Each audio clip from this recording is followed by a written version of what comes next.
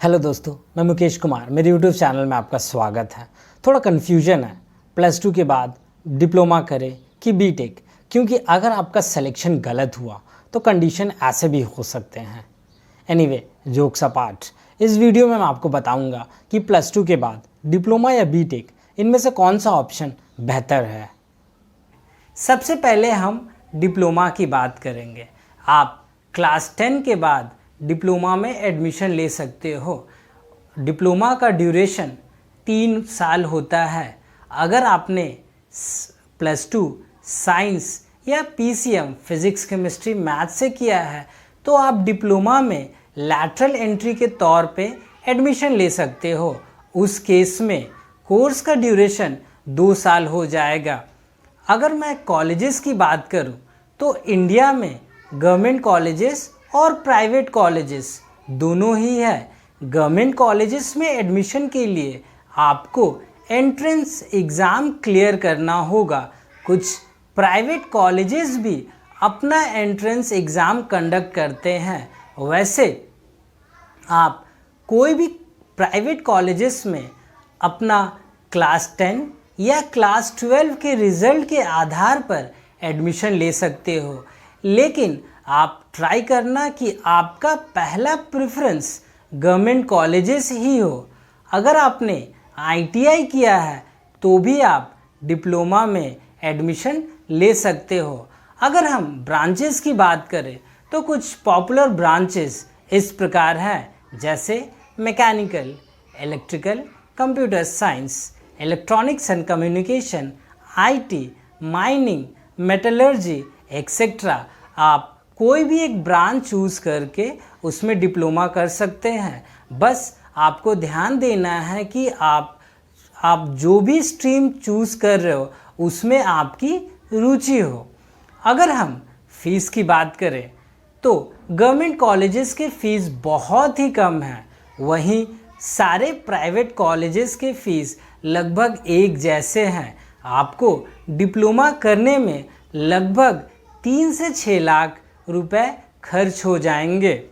इस पॉइंट पे एक बात मैं ऐड करना चाहता हूँ कि अगर आपकी आर्थिक स्थिति खराब है तो लोन का एक ऑप्शन आता है, लेकिन लोन के अलावा स्कॉलरशिप भी होती है। आप स्कॉलरशिप के लिए अप्लाई कर सकते हो। भारत में जितने भी राज्य हैं सारे राज्यों में स्कॉलरशिप दिया जाता है।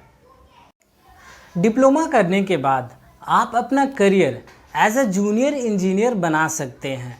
जितने भी गवर्नमेंट एग्ज़ाम्स होते हैं उसमें जेई पोस्ट के लिए आप एलिजिबल हो जाते हो, आप उसमें अप्लाई कर सकते हो। आप प्राइवेट कंपनीज़ में भी जेई जूनियर इंजीनियर पोस्ट के लिए अप्लाई कर सकते हो। डिप्लोमा कोर्स की सबसे अच्छी जो बात होती है कि आपको 20-21 साल की उम्र में आपको 25-30 हज़ार की नौकरी मिल जाती है, जो कि एक बहुत ही अच्छी बात है। अगर आपको क्लास 10 के बाद ज़्यादा पढ़ना नहीं है, आपको पैसे कमाने हैं, आपको काम करना है, तो उस केस में डिप्लोमा एक अच्छा ऑप्शन हो सकता है। अब मैं बीटेक कोर्स की बात करूँगा। बीटेक में एडमिशन के लिए मिनिमम क्वालिफ़िकेशन +2 विथ साइंस होनी चाहिए।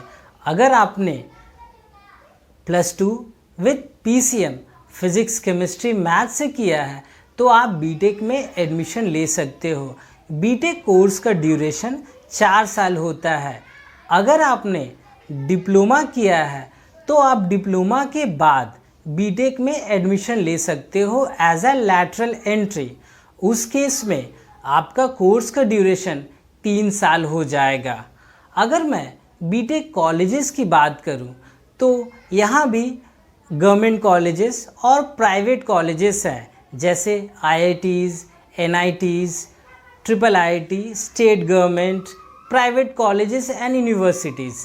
आईआईटी में एडमिशन के लिए आपको जेई एडवांस क्लियर करना होगा। एनआईटी में एडमिशन के लिए JEE Mains. State government colleges अपना एंट्रेंस एग्ज़ाम कंडक्ट करते हैं।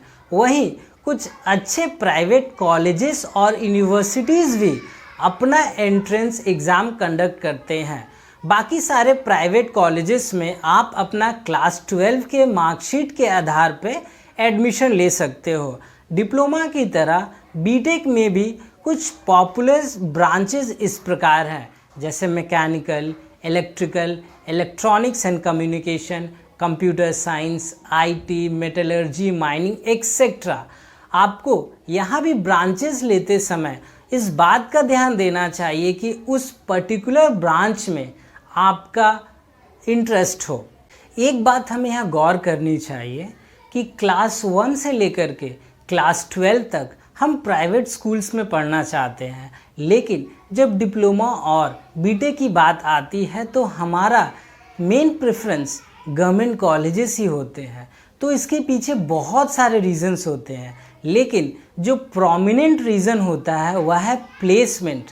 गवर्नमेंट कॉलेजेस में प्लेसमेंट बहुत ही अच्छा होता है, और वैसे भी हमारा पढ़ने के पीछे वन ऑफ द रीज़न्स यह भी है कि हमें एक अच्छी नौकरी मिल जाए। बीटेक कोर्स का प्लस पॉइंट यह होता है कि बीटेक कोर्स करने के बाद इंडिया में जितने भी एग्ज़ाम्स होते हैं, जैसे यूपीएससी हो, एसएससी हो, रेलवे हो या कोई और टेक्निकल या नॉन टेक्निकल, लगभग सारे एग्ज़ाम्स के लिए आप एलिजिबल हो जाते हो। बीटेक कोर्स से चिंताजनक जो बात है जो मैं सभी से शेयर करना चाहता हूँ कि भारत में हज़ारों प्राइवेट कॉलेजेस हैं और हर साल लगभग लाखों स्टूडेंट्स इंजीनियर्स बन के निकलते हैं, लेकिन उनमें से 40% ऐसे इंजीनियर ग्रेजुएट हैं जिन्हें जॉब नहीं मिलती, और लगभग 30 to 40% ऐसे हैं जिनके पास टेक्निकल नॉलेज नहीं है। उन्होंने बीटेक बस घर वालों के कहने पर ही कर दिया है। अगर हम बीटेक और डिप्लोमा की ओवरऑल बात करें तो अगर डिप्लोमा आपने किया है और अपने क्वालिफ़िकेशन में बीटेक और एमटेक ऐड ऑन नहीं करते हो तो आप अपने फील्ड में ज़्यादा दूर तक नहीं जा पाओगे।